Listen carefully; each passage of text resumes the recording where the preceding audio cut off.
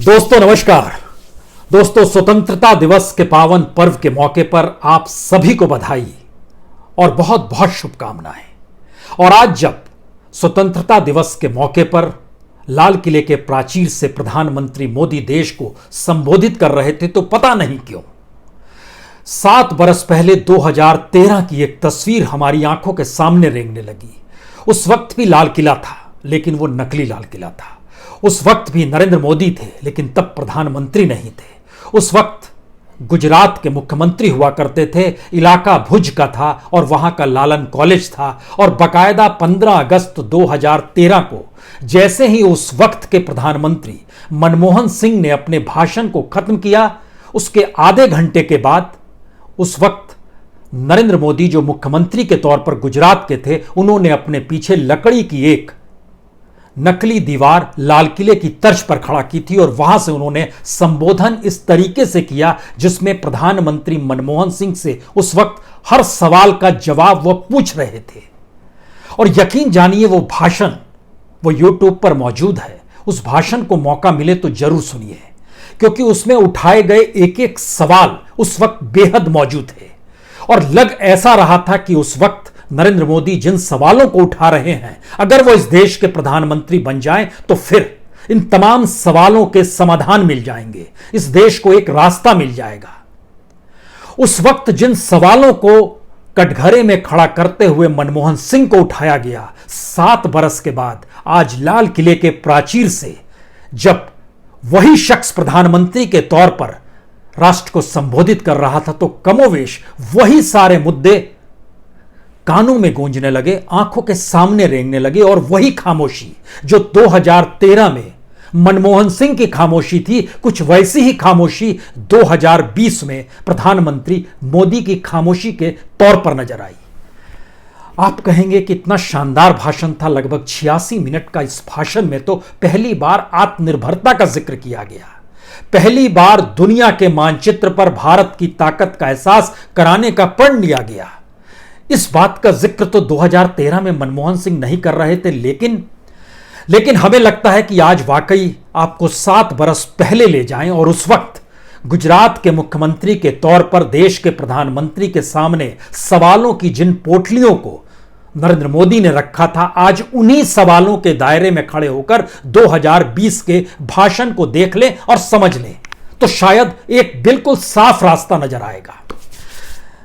15 अगस्त 2013 भुज का लालन कॉलेज, वहां से उस वक्त नरेंद्र मोदी ने सीधे सीधे उस वक्त के प्रधानमंत्री मनमोहन सिंह को 10 मुद्दे जो थे उसको क्या कहकर कटघरे में खड़ा किया था।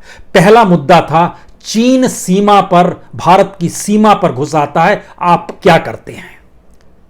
आज उसका जवाब यह आया कि लद्दाख में आपने देख लिया हमने क्या किया, लेकिन सीमा पर मौजूद चीन की सेना और कुछ भारतीय हिस्सों में घुसी हुई सेना पर खामोशी बरती गई। 2013 में यह सवाल मनमोहन सिंह से पूछा गया था। आज यह सवाल 2013 के अक्स तले नरेंद्र मोदी के सवालों को ही प्रधानमंत्री मोदी के सामने हम रखने की कोशिश कर रहे हैं। पहला सवाल चीन की सीमा में भारत के घुस आने को लेकर था। दूसरा सवाल था सुप्रीम कोर्ट की सक्रियता को लेकर। उस वक्त यह बहुत साफ कहा गया था कि अगर सुप्रीम कोर्ट सक्रिय ना हो तो शासन व्यवस्था कैसे अपने तरीके से भ्रष्टाचार और काले धन में डूब जाती है, इसका एहसास 2013 में था। मौजूदा वक्त में सुप्रीम कोर्ट की सक्रियता का क्या आलम है।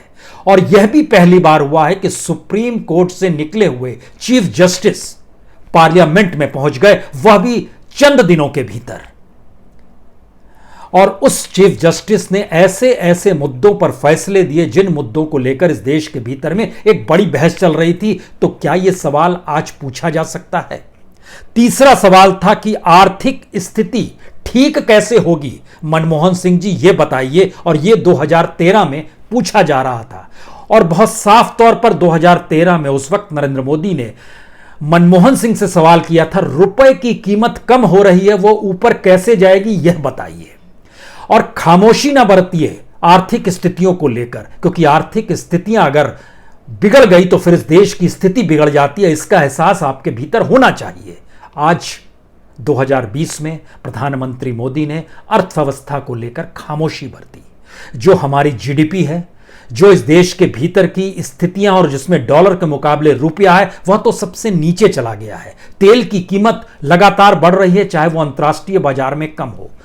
जवाब नहीं आया। कोई भी सवाल कर सकता है खड़े होकर, उसके लिए लालन कॉलेज की जरूरत नहीं है। किसी भी कॉलेज के हिस्से में खड़े हो जाइए और पीछे एक लकड़ी का लाल किला बना लीजिए और उसके बाद संबोधन शुरू कर दीजिए और प्रधानमंत्री को कटघरे में खड़ा कर दीजिए।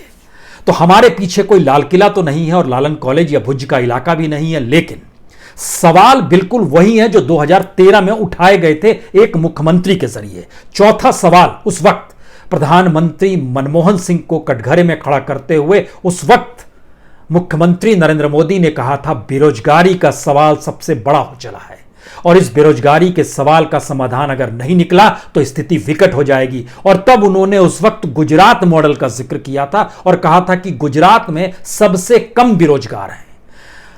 आज हमें इस बात को लेकर महसूस हुआ कि प्रधानमंत्री जिन बातों का जिक्र करते रहे हैं और हम लोग ध्यान नहीं देते हैं कि जिन आंकड़ों का जिक्र करते हैं, जिन तथ्यों का जिक्र करते हैं, उसका कोई परीक्षण भी किया जाए।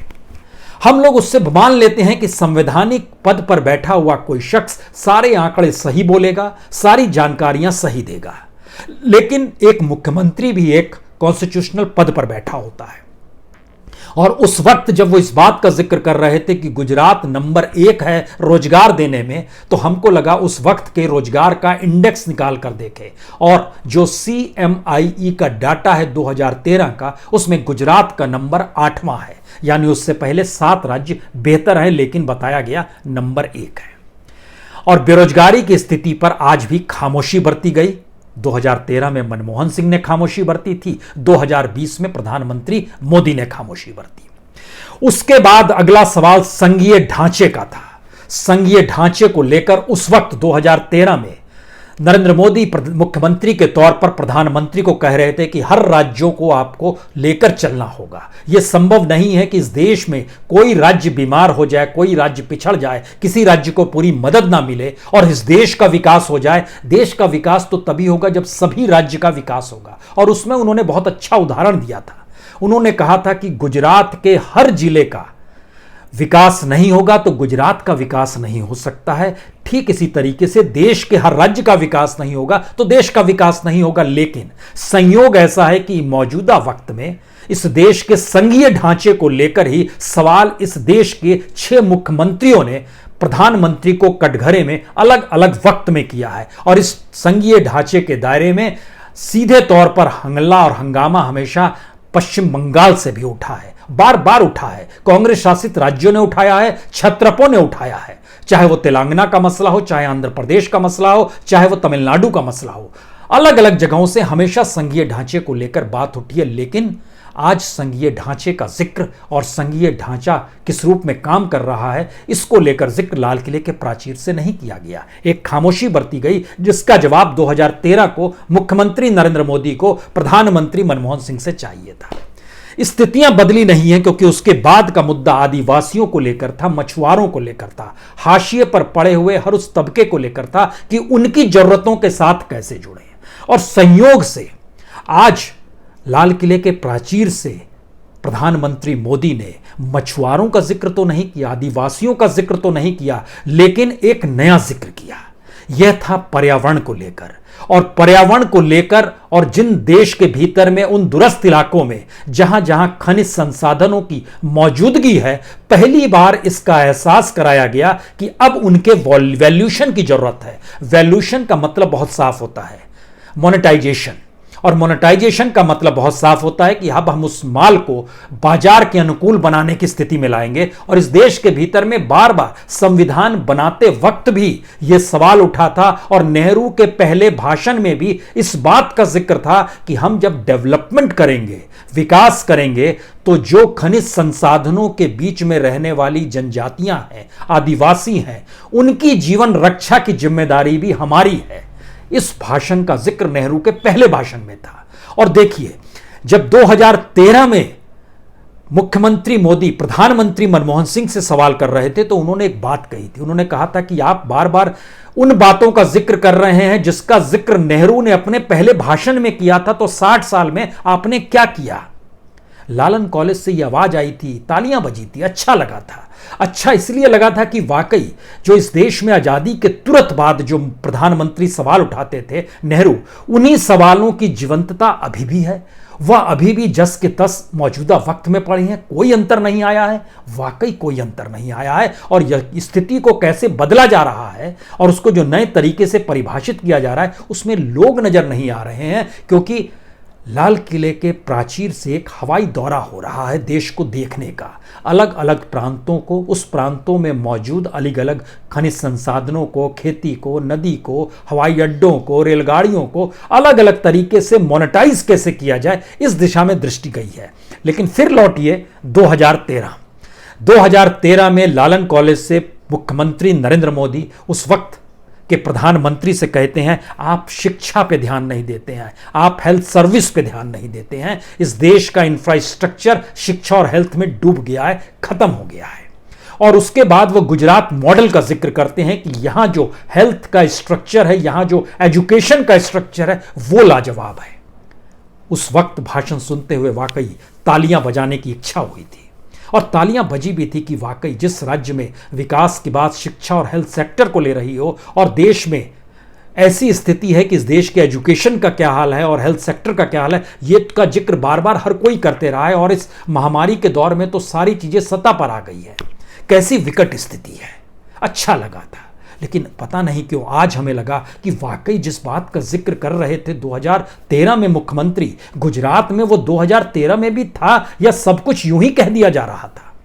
देश की स्थिति तो सबके सामने है। आज ये बताने की जरूरत नहीं है कि देश के एजुकेशन के सिस्टम का क्या हाल है। कितनी बड़ी तादाद में यहां से बच्चे विदेश पढ़ने चले जाते हैं, कितनी बड़ी तादाद में पढ़ाई 8वीं के बाद छोड़नी पड़ती है कितने बच्चों को। इन बातों का जिक्र या हेल्थ सेक्टर का जिक्र करने की जरूरत नहीं है, क्योंकि कमोवेश सेंटर का बजट हेल्थ और एजुकेशन को लेकर ही दुनिया के मानचित्र पे तमाम 150 देशों की फहरिस्त में सबसे नीचे है।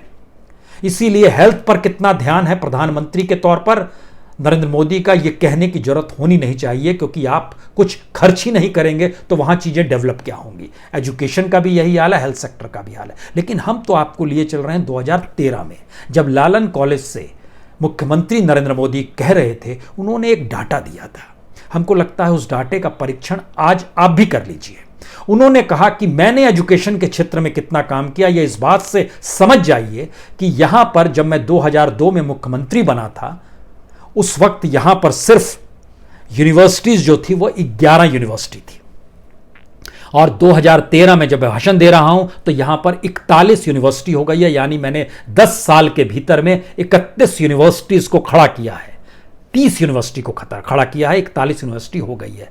हमें लगा कि आज जब एजुकेशन और हेल्थ का जिक्र होता है तो मुख्यमंत्री के तौर पर गुजरात मॉडल की क्या स्थिति, अब यह बताने की जरूरत नहीं है, लेकिन यूनिवर्सिटी का तो आकलन कर लिया जाए।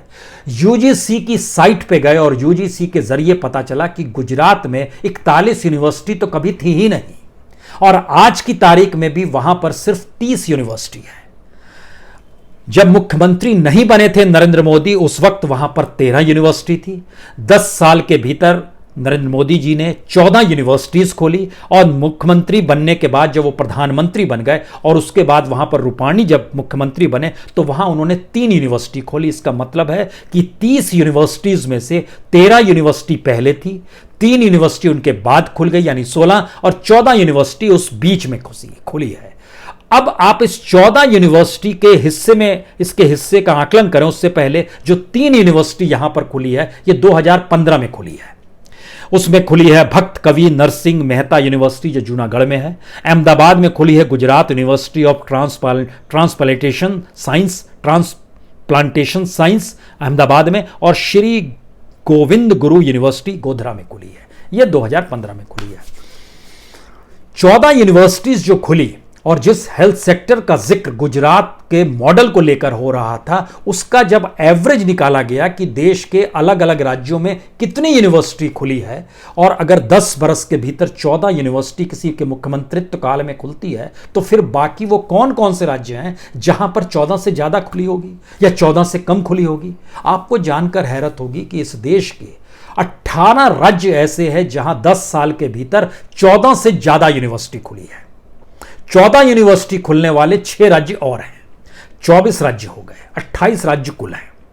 तो यह स्थिति थी गुजरात की स्थिति। लेकिन सवाल यही नहीं रुके। उस वक्त जिन सवालों को उठाया जा रहा था 2013 में, उसमें सबसे महत्वपूर्ण सवाल यह था कि वहाँ के व्यापारी, वहाँ के व्यापार से जुड़ी हुई चीज़ें, वहाँ का विकास का मॉडल और उस विकास के मॉडल के दायरे में लोगों को कैसे जोड़ा जाए, इसकी पहचान सिर्फ गुजरात ने की थी। और मनमोहन सिंह जी, आप क्यों नहीं करते हैं? और आप जब इन बातों का जिक्र करते हैं कि हमारा देश आगे बढ़ रहा है, तो ये ऐसा लगता है कि आप लोग 60 साल से एक ही बात को दोहरा रहे हैं। अच्छा लगेगा, किसी को भी अच्छा लगेगा, क्योंकि आजादी के बाद से इस देश ने इन्हीं स्थितियों को देखा है। बार बार चीजों को दोहराइए, लेकिन संयोग से आज विकास के जिस मॉडल का जिक्र हुआ और विकास की जिन स्थितियों का जिक्र हुआ, इन्हीं स्थितियों का जिक्र कमोवेश नेहरू के भाषण में 1957 का भाषण जरूर सुनिए नेहरू का, जिसमें इस बात का वो जिक्र करते हैं कि हमें कैसे नदियों से गांव को जोड़ना है, गांव की सड़कों से रेलगाड़ी को जोड़ना है, रेलगाड़ी से हमको समुद्र के किनारे तक की सड़कों को बनाना है, उसको कैसे हवाई अड्डे से जोड़ना है, और एक ऐसा इंफ्रास्ट्रक्चर इस देश को देना है जिसके जरिए हर चीजों का जुड़ाव हो। मौजूदा वक्त में यही स्थिति है।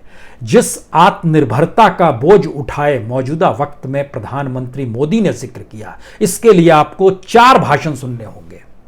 पहला भाषण आत्मनिर्भरता को लेकर, सबसे पहला भाषण 1951 देश का संविधान आने के बाद जो नेहरू का भाषण था, उसमें देश को आत्मनिर्भर कैसे बनाएं और स्वदेशी और विदेशी के सम्मिश्रण के साथ, जैसे मिक्स्ड इकोनॉमी है, एग्रीकल्चर और इंडस्ट्री, इन दोनों को मिलाकर कैसा खड़े, इसका जिक्र उन्होंने किया था आत्मनिर्भरता के साथ। 1951 का जिक्र हम कर रहे हैं, नेहरू का भाषण।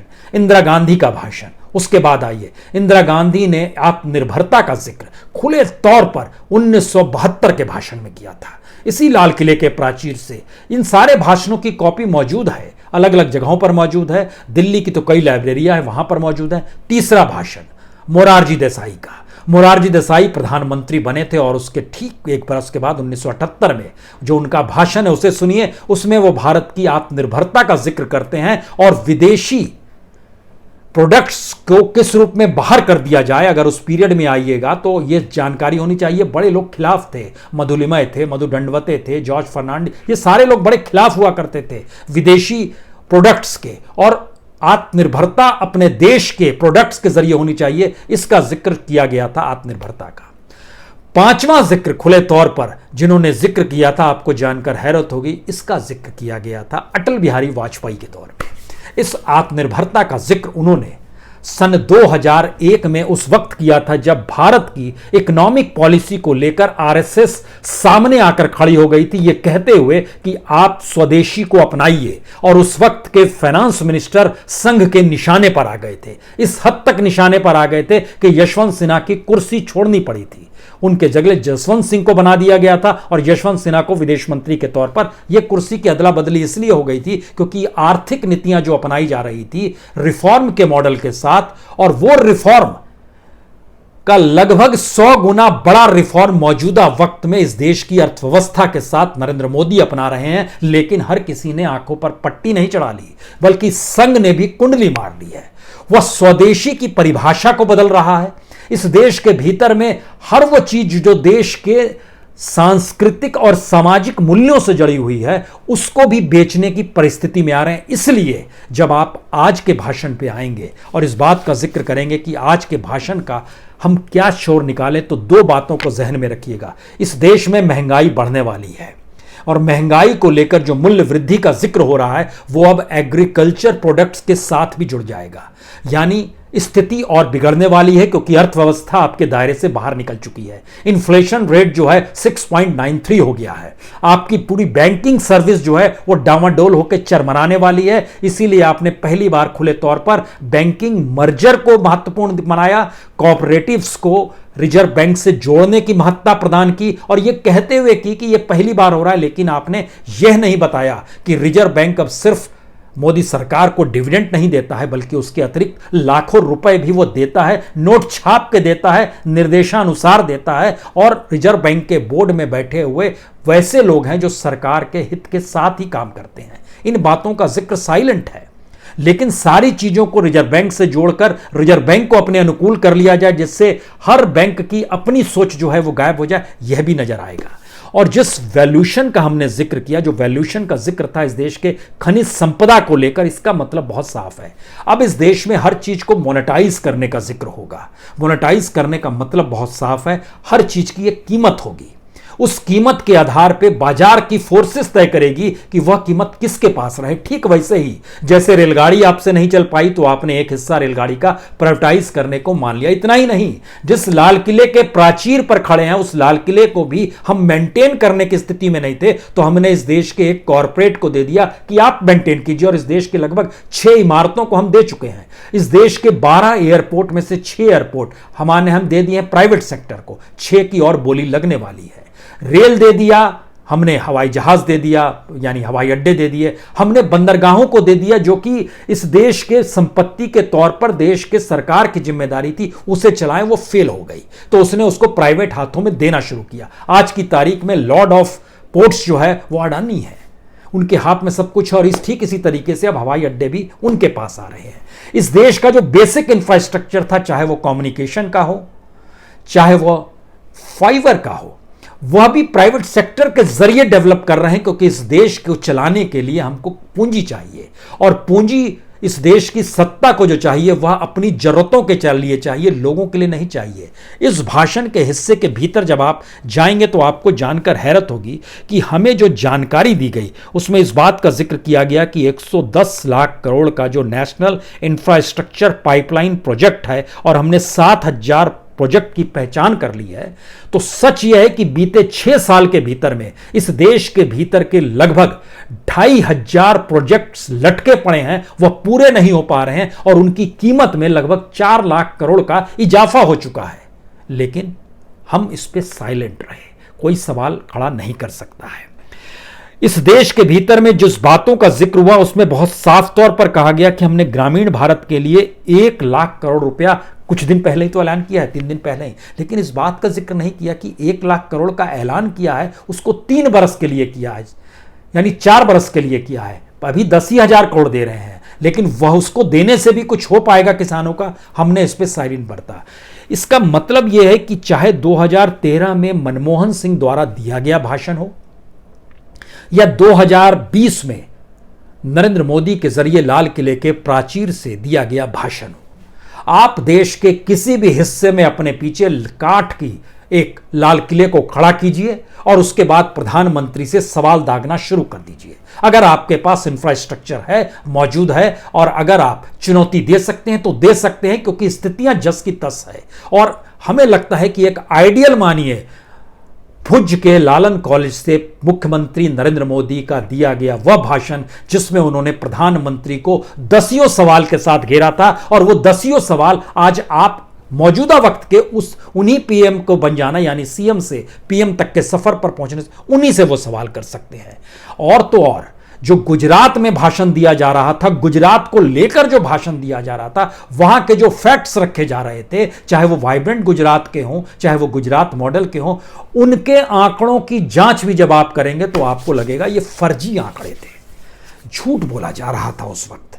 तो मौजूदा वक्त में लाल किले के प्राचीर की स्थिति क्या जमीन से वाकई इतनी ऊपर है कि लोग नजर नहीं आए, और जो नजर आए उसमें सिर्फ आसमान नजर आए, हरियाली नजर आए, खुशनुमा हवा नजर आए और उसी के जरिए आने वाले वक्त में ये देश कैसा होगा उसको लेकर हवा में पतंग उड़ानी शुरू कर दी जाए और ये मान लिया जाए कि हमने 86 मिनट कह दिए। अगर ये 86 मिनट का इतना महत्व है तो हमको लगता है कि आप इनके उस सफ़र को आज देख लीजिए।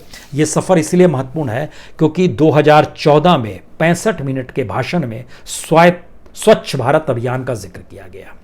स्वच्छ भारत अभियान के बाद करप्शन का जिक्र 86 मिनट का भाषण 2015 में दिया गया। उसका मेन क्रक्स था करप्शन। 2016 में विदेश नीति का जिक्र था, 94 मिनट का भाषण था। 2017 में सबसे छोटा भाषण था, 57 मिनट का, उसमें न्यू इंडिया का जिक्र था। 2018 में 82 मिनट का भाषण था, उसका क्रक्स था सोशल जस्टिस, सामाजिक न्याय।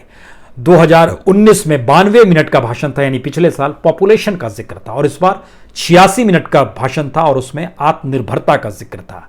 स्वच्छ भारत, करप्शन, विदेश नीति, new India, social justice, population और आत्मनिर्भरता, ये 7 भाषणों का क्रक्स जो है भारत के तमाम प्राइम मिनिस्टर के लाल किले के प्राचीर से दिए गए भाषणों में 12 भाषण आपको ऐसे मिलेंगे जिसमें इन 7 के क्रक्स आपको नजर आ जाएंगे। और इस क्रक्स में संयोग से 2 बातों का जिक्र लाल बहादुर शास्त्री ने भी किया था। उन्होंने विदेश नीति का जिक्र किया था और उन्होंने न्यू इंडिया का जिक्र किया था। यह एक सोच है और यह एक समझ है कि हम चीजों को कैसे किस रूप में रख रहे हैं, लेकिन देश वही है और जो रख रहे हैं वो अपने लिए रख रहे हैं। यानी लाल किले के प्राचीर पर खड़े प्रधानमंत्री सिर्फ इसमें आत्ममुग्ध हो सकते हैं कि यह भाषण उन्होंने शानदार तरीके से अपने लिए दिया। उनके अपने लोग जो सामने मंत्रिमंडल के बैठे थे वो बेहद खुश थे, तालियां बजा रहे थे, क्योंकि वहां से वह लोग वाकई नजर नहीं आ रहे थे जिनके भीतर रोजी रोटी की चिंता है, जिनके भीतर रोजगार की चिंता है, जो परेशान है 2 जून की रोटी के लिए, जिन्हें समझ नहीं आ पा रहा है कि आने वाले वक्त में परिवार कैसे चलेगा। घर में बीमार है तो अस्पताल का इंफ्रास्ट्रक्चर नहीं है, घर में बच्चा है तो एजुकेशन का इंफ्रास्ट्रक्चर हमारे पास नहीं है। सब कुछ इस देश में स्टैंड स्टिल कर दिया गया है, ठप कर दिया गया है।